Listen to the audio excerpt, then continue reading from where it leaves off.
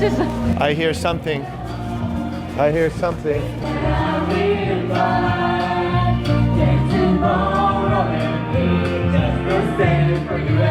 This is it.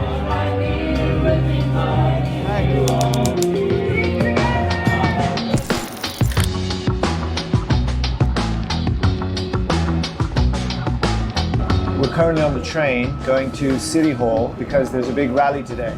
I think it's the first time that we have, beyond like just a prayer meeting, actually gone out and protested. So it's exciting. We're really lucky to be here. As you all know from America, we've been shouting as loud as we can, as early as we can, and but there's only so much we can do unless Korea stands up. So this is exciting. I'm excited to see.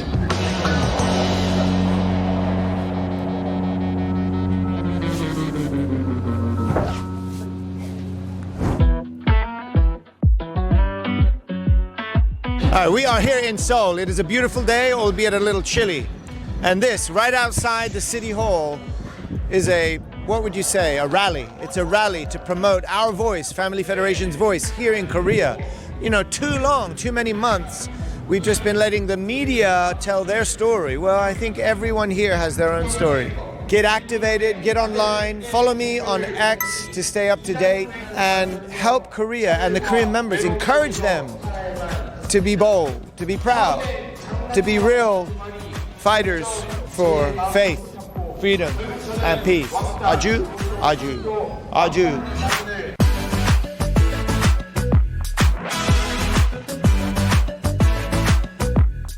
For several months, we've been quiet. We were asked to be quiet, actually. The members were asked to be quiet. The leaders were asked to be quiet. But this is us coming out, singing, speaking, listening to one another to find our voice, because I really don't like the idea of staying in a small bubble or standing outside and just making my imagination of what's inside the bubble. I think this kind of thing today is good.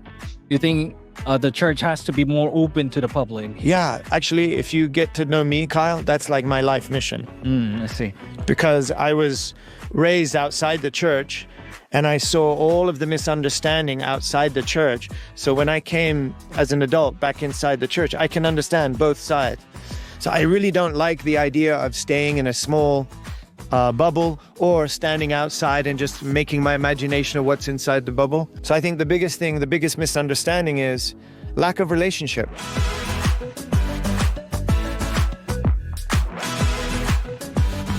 Young people, power. What I feel this is our people finding their voice. That's what this is. You have to speak to find your voice. You can't find your voice by staying quiet. Actually, that's a good one.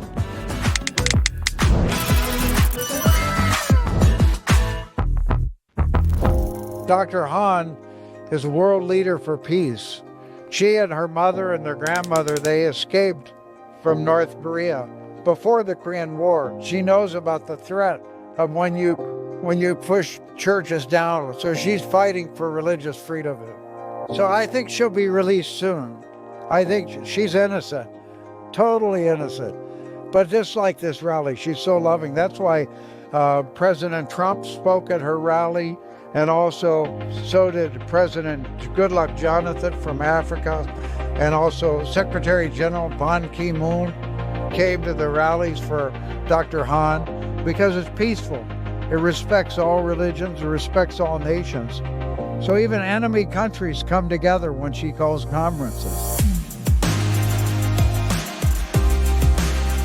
There's no greater identity than one family under heaven.